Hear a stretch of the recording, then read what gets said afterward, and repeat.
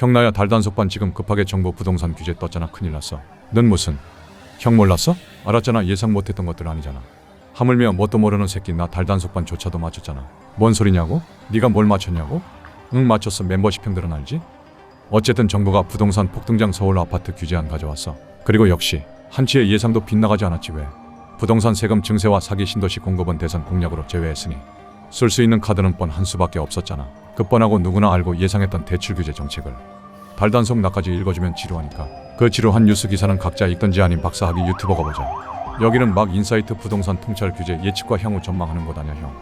여긴 일개 삼류 중개사가 손님 없어서 신세 한탄 조지는 아주 완벽히 개인적인 공간이 언론사 아냐. 뭔 소린지 알지? 개소리만 있다고. 그럼 시작한다. 이번 6월 27일 이재명 정부 부동산 1호 대책은 7월 스트레스 DSR 시행과 더불어 담보대출 6억 제한 다주택자 대출 규제가 핵심일 것 같지? 아니야. 더 간단히는 너 집 못 사 야발 끝. 스트레스 DSR은 대충 10% 정도 대출 한도 줄어드는 거고, 이번 627은 부동산 대책은 6억까지만 대출 상한 제한, 그리고 갭 투자자 대출? 0원이야. 그냥 한마디로 갭투는 LTV 0% 그냥 지렛대 자체가 차단됐다고 보면 돼. 부동산의 단통법? 누구는 전문직이라 돈 많이 벌고 대출난도 높은 것도 차별이니 이제 다 같이 대출 막자 끝. 존나 차별 없는 일관성 민주당 진보분들 한결같아 신뢰가 간다. 진짜 예측 존나 쉽네. 좋아. 아주 좋아. 끝. 서울 웬만한 아파트 15억을 넘는 시점에 6억 대출. 나머지 현금 쉽지 않지. 강남 3구 한강벨트는 3명 동맹 집은 투자해도 힘들겠다. 야 이거 안 돼. 그럼 몰랐어? 알았잖아 형. 그럼 어떻게 될까는 다 알면서 뭘 물어. 풍선 효과라 쓰고 중산층 외곽지로 밀려나는 거지.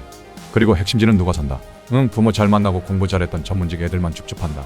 이렇게 우리는 너 무슨 차 타냐 해서 너 무슨 동네 사냐가 계급을 나타내는 시대가 도래할 거야? 그걸 가속화시키는 건 뭐다? 정부의 규제를 가장한 포지션 지정 배치고사. 너 300달이? 이 동네까지 진입 가능. 너 1000달이? 이 동네 가능하네. 괜히 부동산 대출 규제 전에 6월 막차라고 달렸겠냐고. 대출 10억 이상 받을 수 있는 사람들이 멍청해서? 아니지. 부동산 시장의 흐름이 보이니까. 민주진보 노무현 문재인 경험하면 이재명 예측이 되니까. 반대로 이명박근혜 윤석열 다음엔 뭐가 보이지 않아. 모름 말어? 형은 그냥 주식하자.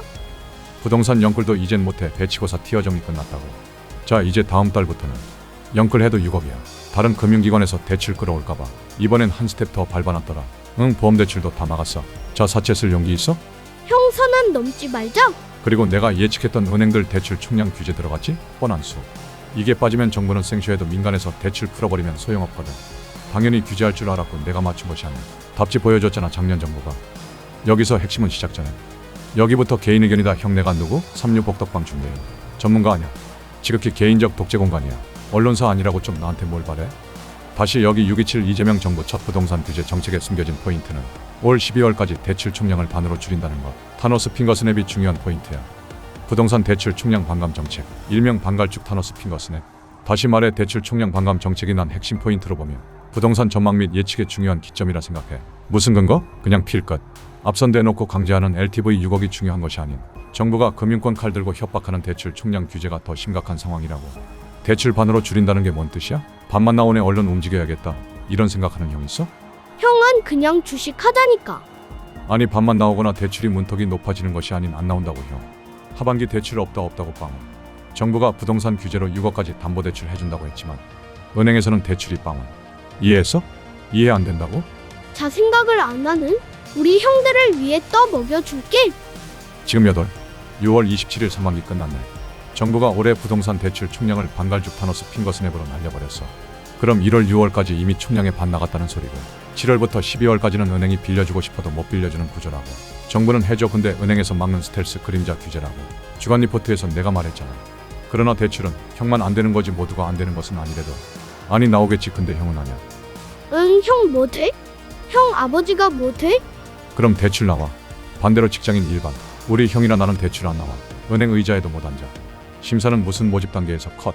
즉 하반기 시장은 현금 부자들의 현금 시세 싸움. 이제 대출로 집 사고 싶어도 영끌하고 싶어도 못해. 이제 영끌은 없어. 배치 티어 정리 끝났다고.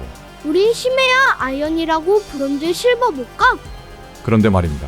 왠지 익숙하지 않아? 데자뷰 같지 않냐고? 대장만 달라졌을 뿐 작년하고 판박이야. 작년에도 하반기 대출 다 막았잖아. 은행장들 불러서 대출 총량 줄이라 했잖아. 그리고는 상반기 상승 랠리. 그럼 올해도 똑같이 하반기 대출 묶으면 내년 상반기 대출 재개되면 어떻게 될까? 이거 예상이 안 돼. 그럼 형은 그냥 주식하라니까. 왜 부동산 채널에서 시간 낭비하냐고? 형은 주식 코인이 맞아, 부동산은 아니야. 결론, 부동산 역사의 시계는 무한 반복 중. 답지를 보면서 답을 못 찾는 건 지능 문제.